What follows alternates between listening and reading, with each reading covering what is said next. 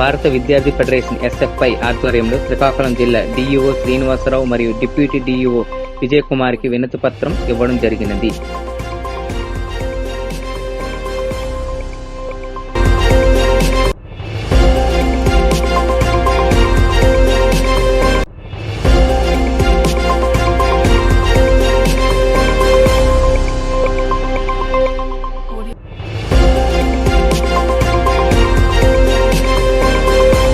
నా పేరు చంద్ర, ఎస్ఎఫ్ఐ జిల్లా కార్యదర్శి శ్రీకాకుళం.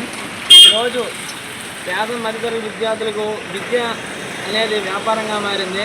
ఈరోజు జిల్లాలో, రాష్ట్రంలో, దేశంలో విద్య అనేది వ్యాపారంగా పెట్టుబడిదారులకి, అలానే ప్రైవేట్ కార్పొరేట్ వాళ్ళకి అమ్ముడుపోతూ ఉన్నారు విద్యాశాఖ మంత్రులు, అలాగే మన విద్యా అధికారులు. ఈరోజు శ్రీకాకుళం జిల్లాలో శ్రీ చైతన్య, నారాయణతో పాటు private and local budget schools కూడా వాళ్ళకి వీలుగా బుక్స్ అనేవి దాదాపు 10,000 నుంచి 15,000 రూపాయలకి అమ్ముతూ ఉన్నారు విద్యార్థులు.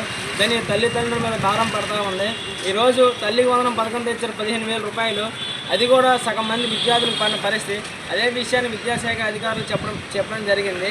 కానీ ఏదైతే శ్రీకాకుళం జిల్లా ఎంఈఓ గారు అయినటువంటి కృష్ణారావు గారు ఉన్నారో, సార్ ఓన్లీ స్కూల్లో దాదాపు 10,000-15,000 రూపాయల వరకు బుక్స్ ఫీజుతో, యూనిఫామ్ పేరుతో విద్యార్థులను తల్లిదండ్రులు వేధిస్తున్నారని చెప్తే నాకు ఏ సంబంధం లేనట్టు వ్యవహరిస్తూ ఉన్నారు ఎంఈఓ గారు.